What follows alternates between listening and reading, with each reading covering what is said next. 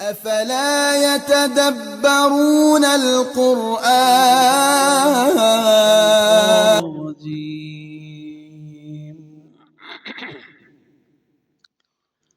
بسم الله الرحمن الرحيم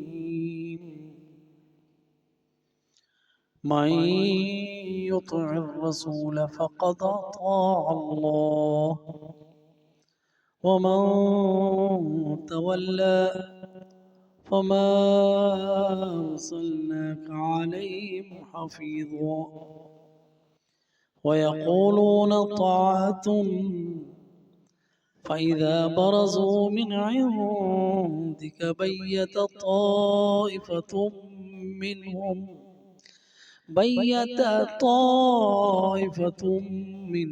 غير الذي تقول والله يكتب ما يبيتون فأعرض عنهم وتوكل على الله وكفى بالله وكيلا أفلا يتدبرون القرآن ولو كان من عند غير الله لوجدوا فيه اختلافا كثيرا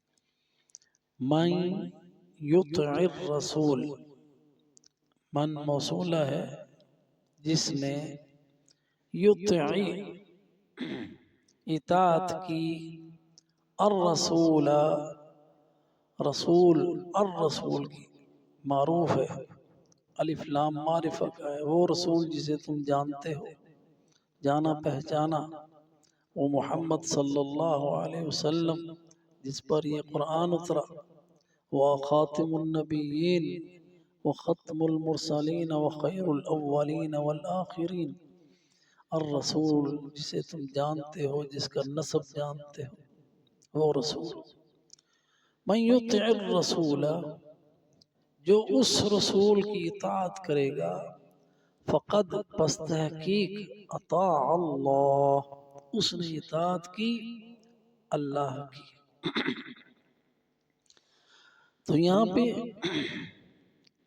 ہر وہ شخص جس نے محمد الرسول اللہ صلی اللہ علیہ وسلم کے اوامر کی اور نواہی کی یعنی جس کام کا آپ نے حکم دیا آپ کا حکم مانتے ہوئے وہ کام کیا اور جس کام سے آپ نے روکا آپ کے حکم کو مانتے ہوئے اور آپ کی اطاعت کرتے ہوئے اس سے رک گیا فقد اطاع اللہ تو اس نے تحقیق اللہ کی اطاعت کی کیونکہ محمد الرسول اللہ صلی اللہ علیہ وسلم نہیں کسی چیز کا حکم دیتے اور نہ ہی کسی چیز سے وہ روکتے الا یہ کہ اللہ نے انہیں حکم دیا ہے اور وہ اللہ کی شریعت ہے وہ اللہ کی طرف سے وحی ہے وہ اللہ کی طرف سے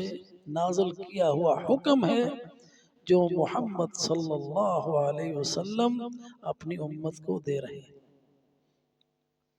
من یطع الرسول فقد اطاع اللہ تو اس بات کے اندر نبی صلی اللہ علیہ وسلم کے لیے اللہ کی طرف سے یہ گارنٹی اور سرٹیفکیٹ ہے کہ یہ رسول ما ينطق عن الهوى ان هو الا وحی یوحی یہ آپ کی عصمت کی دلیل ہے کہ آپ معصوم ہیں کیونکہ اللہ سبحانہ وتعالی نے آپ کی مطلق اطاعت کا حکم دیا ہے مطلق اطاعت کوئی مشروط نہیں ہے جیسا کہ اللہ نے فرمایا اطیعوا اللہ واطیعوا الرسول واولی الامر منکم اللہ کی اطاعت کرو اور اطاعت کے لفظ کو دہرایا وہ اور رسول کی اطاعت کرو اولی الامر کے ساتھ اطاعت کو نہیں دہرایا کیونکہ ان کی اطاعت مشروط ہے کہ اگر تو وہ فرما برداری میں حکم دے رہے ہیں اللہ کی تو پھر ان کی اطاعت لازمی ہے اگر وہ اللہ کی معصیت میں حکم دے رہے ہیں تو پھر ان کی اطاعت واجب نہیں ہے تو محمد صلی اللہ علیہ وسلم کے لیے مطلق اطاعت کا کہہ دینا اللہ کی طرف سے، یہ گویا کہ آپ کی عصمت پر، آپ کے معصوم ہونے پر مضبوط اور قوی دلیل ہے کہ اللہ سبحانہ و تعالی نے یہ حکم دیا ہے کہ رسول کی مطلق اطاعت کرنی ہے، کیونکہ وہ کوئی بھی حکم نافرمانی کا دیتا ہی نہیں۔ ناممکن ہے کہ وہ ایسا حکم دے جو اللہ نے نہ دیا۔ اگر وہ ایسا کرے لَأَخَذْنَاهُ بِالْيَمِينِ ثُمَّ لَقَطَعْنَاهُ مِنْهُ الْوَتِينَ، اگر رسول ایسا کرے تو ہم اسے دائیں ہاتھ سے پکڑ کے اشارہ کاٹ دیں۔ اللہ نے آپ کی نصرت کی، اللہ نے آپ کی مدد کی، مانا یہ کہ وہ ایسی کوئی بات بھی نہیں کہتا ہے جو اللہ نے نہ کہی ہو، نہ کسی ایسی بات کا حکم دیتا ہے جو حکم اللہ نے نہ دیا ہو۔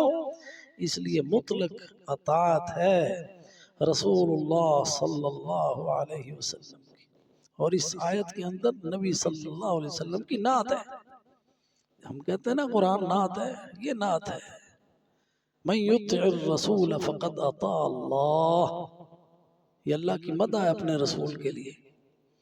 یہ اللہ سبحانہ و تعالی تعریف کر رہا ہے اپنے رسول کی، یہ نعت ہے، یہ صفت ہے محمد صلی اللہ علیہ وسلم کی، کہ جو محمد صلی اللہ علیہ وسلم کی اطاعت کرتا ہے وہ اللہ کی اطاعت کرتا ہے۔ اس سے بڑا اعزاز نہیں ہے، اس سے بڑی نعت کوئی نہیں، تو وہ اطاعت ہے۔ اللہ سبحانہ و تعالی نے آپ کی اطاعت کا حکم دیا ہے، اور یہ ان 3 حقوق میں سے ہیں جو مشترک ہیں، جس میں اللہ نے اپنے ساتھ اپنے رسول کو شامل کیا ہے۔ اور وہ حقوق کیا ہیں کہ یہ کہ ہم اللہ کے رسول کی نصرت کریں، ان کی توقیر کریں، ان کی عزت کریں، ان سے محبت کریں، اور اللہ نے اس کا حکم دیا ہے لِتُؤْمِنُوا بِاللَّهِ وَرَسُولِهِ، پہلی چیز ایمان لائیں اللہ پر، اس کے رسول مشترک ہے، اللہ اور رسول نے، اللہ اور اس کے رسول پر ایمان مشترک ہے۔ دوسری چیز وَتُعَزِّرُوهُ وَتُوَقِّرُوهُ، آپ کی نصرت کرنا، آپ کی تعزیز، یعنی آپ کے گروہ میں شامل ہونا، اسلام میں شامل ہو کر آپ کی نصرت کرنا، وَتُوَقِّرُوهُ، اور آپ کی توقیر کرنا، وَتُسَبِّحُوهُ بُكْرَةً وَأَصِيلًا، تو یہ وہ امور ہیں جن میں اللہ نے اپنے رسول کو اپنے ساتھ رکھا ہے، اور انہی میں سے فَمَنْ أَطَاعَ الرَّسُولَ فَقَدْ أَطَاعَ اللَّهُ، اس میں اطاعت ہے۔ اور وَمَنْ تَوَلَّى، اس سے اگلی بات آئی وَمَنْ تَوَلَّى، اور جس نے منہ پھیرا، جو تولا ہے نا اس کے ساتھ آگے یا تولا الیہ ہوتا ہے یا تولا عنہ ہوتا ہے۔ تولا الیہ یعنی اس کی طرف آیا، لیکن تولا عنہ اس سے منہ پھیر کر اس سے دور چلا گیا۔ تو یہاں پہ معنی جو ہے نا وَمَن تَوَلَّى عَنْهُ ہے، کہ جس نے اعراض کیا، جس نے منہ پھیر لیا، وَمَن تَوَلَّى یعنی اللہ اور اس کے رسول کی اطاعت سے، تو وہ اپنا ہی نقصان کرے گا، اللہ کا کوئی نقصان نہیں کرے گا، کیونکہ فَمَا أَرْسَلْنَاكَ عَلَيْهِمْ حَفِيظًا، اللہ سبحانہ و تعالی نے آپ کو ان کے اعمال کی حفاظت کے لیے نہیں بھیجا۔ آپ صلی اللہ علیہ وسلم ان کے حافظ نہیں ہیں، حفیظ حافظ کا صیغہ مبالغہ ہے۔ فَمَا أَرْسَلْنَاكَ، پس نہیں بھیجا ہم نے آپ کو، علیہم ان پر، حفیظا محافظ بنا کر، کہ آپ ان کی نگہبانی کریں، آپ ان کی نگرانی کریں، آپ ان کی حفاظت کریں، ان کے اعمال کی، ان کے احوال کی، یہ آپ کا منصب نہیں ہے، بلکہ آپ کا جو منصب ہے وہ کیا ہے؟ آپ کا منصب ہے پہنچا دینا، آپ کا منصب ہے نصیحت کرنا، یہی آپ کا کام ہے۔ آپ نے یہ کر دیا، آپ نے یہ پہنچا دیا۔ اب وہ کیا کرتے ہیں؟ وہ خود مسئول ہیں اپنے کیے کے، جیسا کہ اللہ سبحانہ و تعالی نے فرمایا فذکر انما انت مذکر لست علیہم بمسیطر۔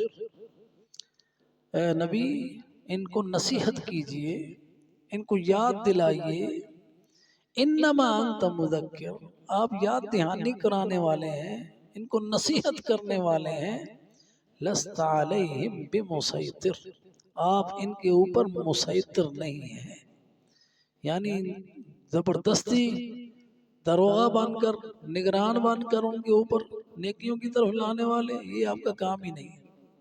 آپ ان کے اوپر داروغہ نہیں لگے ہوئے، آپ نے بات سمجھا دی، آپ نے واضح دین پہنچا دیا، وما علیک الا البلاغ، تمہارے اوپر صرف پہنچانا ہے۔ اور نبی صلی اللہ علیہ وسلم نے گواہی لی حج کے موقع پر، کیا میں نے پیغام پہنچا دیا؟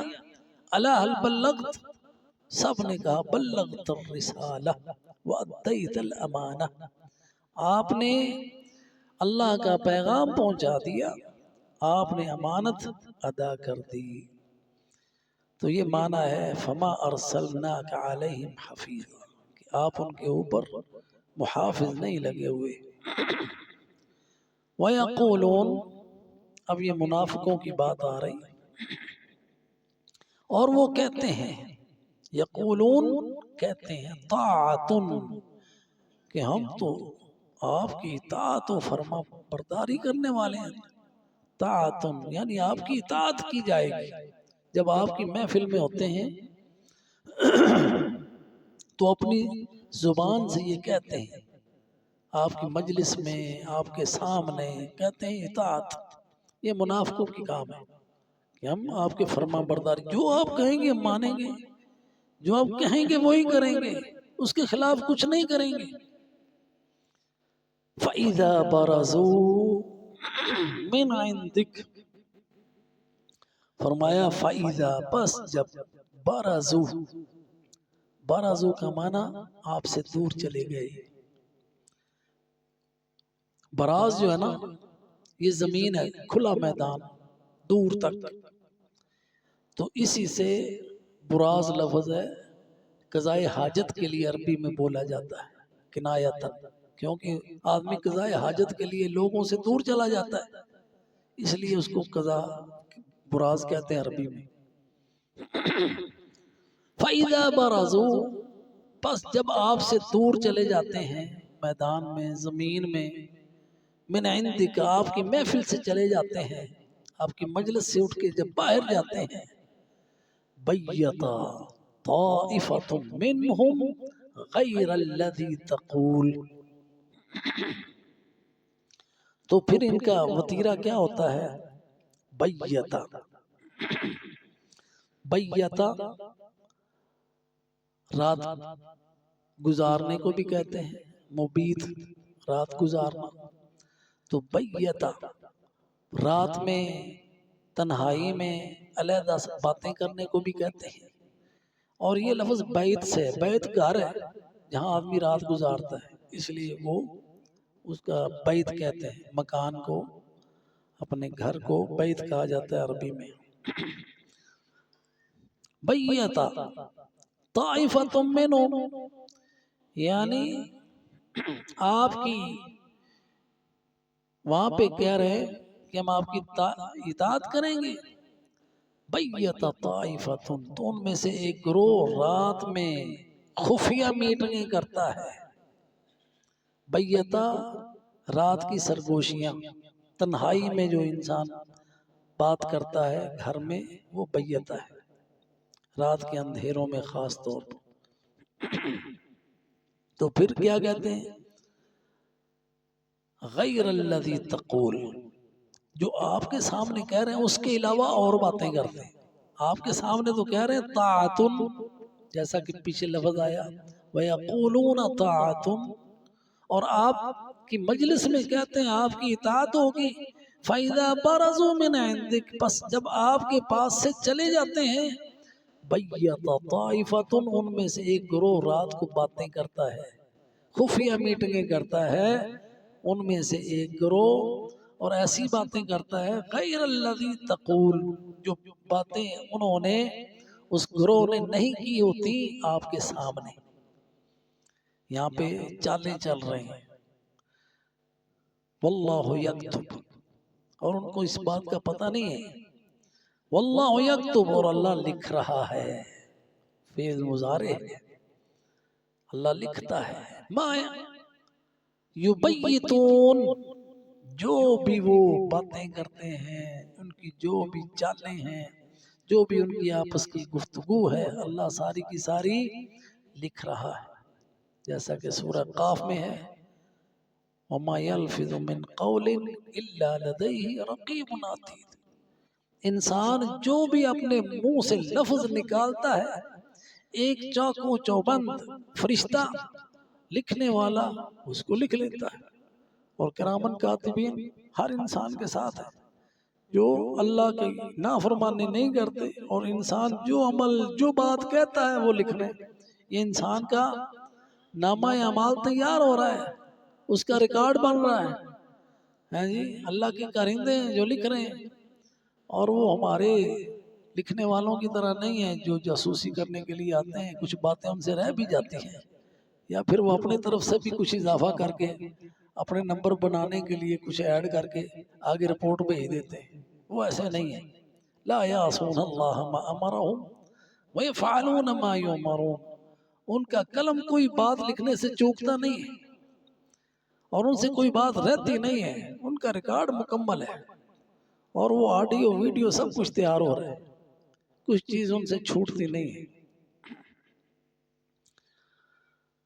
واللہ یکتب. اور یہ جو بات ہے نا اللہ یکتب، اس کے اندر ان کے لیے وارننگ ہے. اللہ لکھ رہا ہے، لکھ کر اس کو صرف ریکارڈ تیار ہو رہا ہے کہ وہ فائلوں میں بند ہو جائے. وہ فائل کھلنی ہے قیامت کے دن، وہ دکھائی جانی ہے، سب دیکھیں گے کہ کیا کیا ہے. جب انسان انکار کرے گا اس کے ہاتھ پاؤں گواہی دیں گے کہ یہ تمہارا ہی کرتوت ہے جی. اب کئی قوال ہیں، ان کی قوالی سنے تو کہہ رہے ہوتے ہیں ہمیں کیا پتا یہ عزیز میاں قوال کی قوالی تھی ایک، کہ تیرے فرشتوں نے کیا لکھ دیا، ہمیں تو پتہ ہی نہیں تھا کیا لکھتے رہے، یہ تو ہم نے کیے ہی نہیں ہے. اس طرح کے بول ہیں اس قوالی کے. اللہ سبحانہ وتعالی نے انسان کے اپنے اعضاء سے کہلوا لینا ہے جو وہ کرتے رہے جی. اللہ تعالیٰ منہ کے اوپر مہر لگا دے گا. وَتُكَلِّمُنَا أَيْدِيهِمْ وَتَشْهَدُ أَرْجُلُهُمْ. ان کے ہاتھ بولیں گے، ان کے پاؤں بولیں گے. وَاللَّهُ يَكْتُبُ مَا يُبَيِّتُونَ. اور اللہ لکھ رہا ہے جو وہ رات کو میٹنگوں میں باتیں کرتے ہیں، اور ان پر اللہ تعالیٰ نے ان کو سزا دینی ہے. یہ ان کے لیے وعید ہے.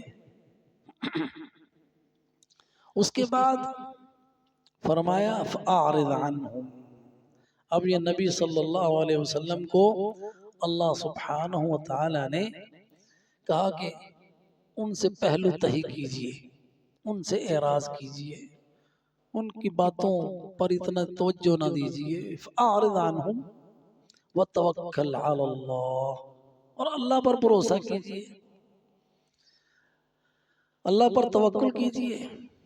وَكَفَى بِاللَّهِ وَكِيلًا. آپ کے لیے اللہ وکیل کافی ہے. آپ کا اللہ وکیل ہے، آپ اللہ پر بھروسہ کریں. اللہ سبحانہ وتعالی آپ کا وکیل ہے سبحانہ وتعالی. اب ہم افلا یتدبرون القرآن، یہ ہمارے درس کی اوپر ہیڈنگ میں بھی یہ بات آتی ہے. افلا یتدبرون القرآن، کیسی بات ہے، کیوں نہیں غور کرتے قرآن پر. یہاں پہ اللہ سبحانہ وتعالی نے تمام لوگوں کو اس بات کی دعوت دی ہے کہ قرآن کے معانی پر غور و فکر کریں، گہرائی سے سوچیں اس کا مبدا، اس کا انجام، کہ اللہ سبحانہ و تعالیٰ کی جو کتاب ہے یہ چابی ہے تمام علوم کی۔ افلا یتدبرون القرآن، قرآن پہ تدبر کرو، کیسے تمہارے اوپر علوم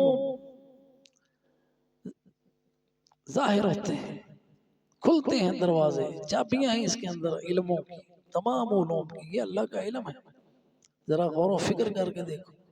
اور آج انسان بڑی تحقیق کے بعد جہاں پر پہنچتا ہے نا، بڑے اپنی ریسرچ سالہ سال کی بیان کرتا ہے، تو وہ جناب اسے جب سامنے آتی ہے تو پتہ چلتا ہے یہ تو قرآن میں موجود ہے۔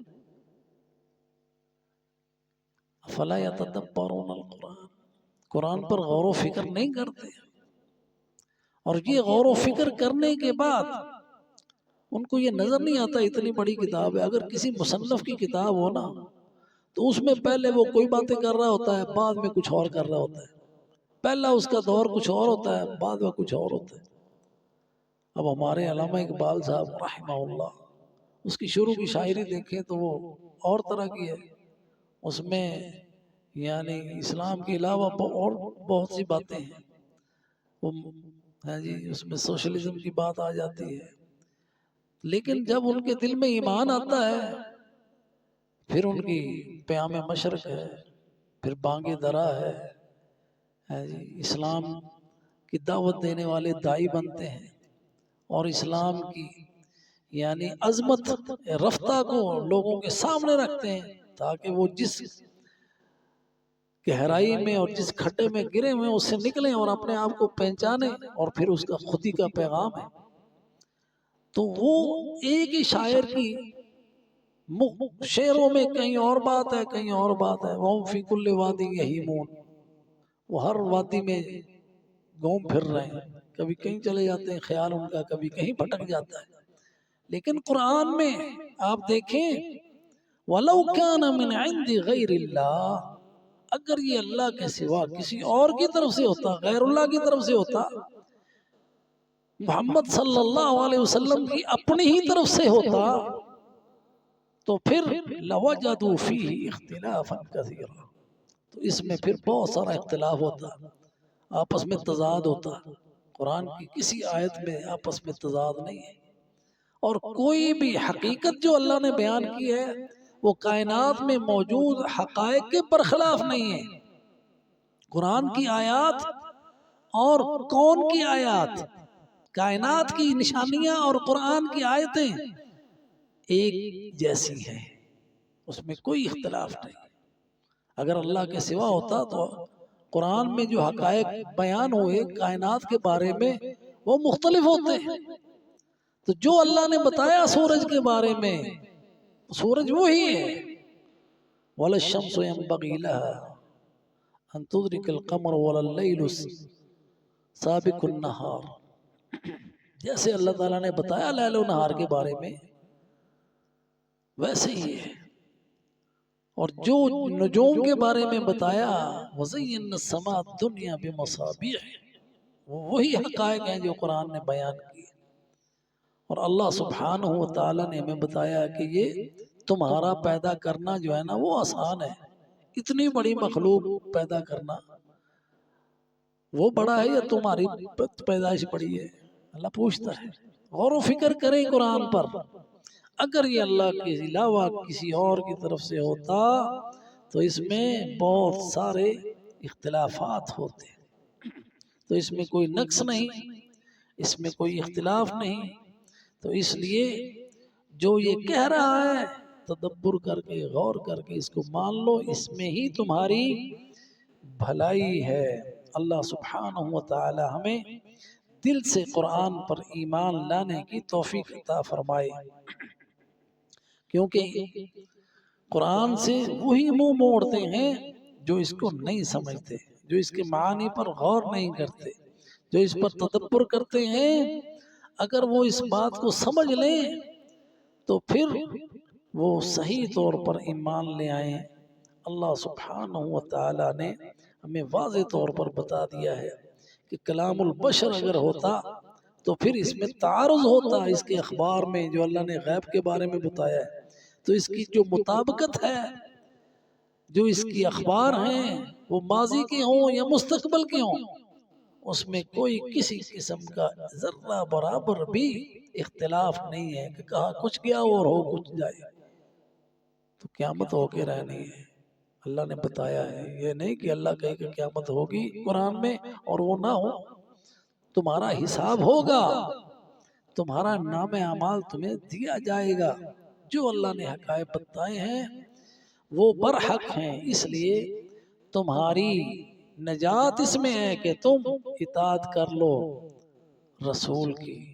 جس نے اطاعت کی رسول کی، اس نے اللہ کی اطاعت کی۔ اللہ ہمیں اپنی اور اپنے رسول کی اطاعت و فرما برداری کی توفیق عطا فرمائے، آمین۔ وما علینا الا البلاغ المبین۔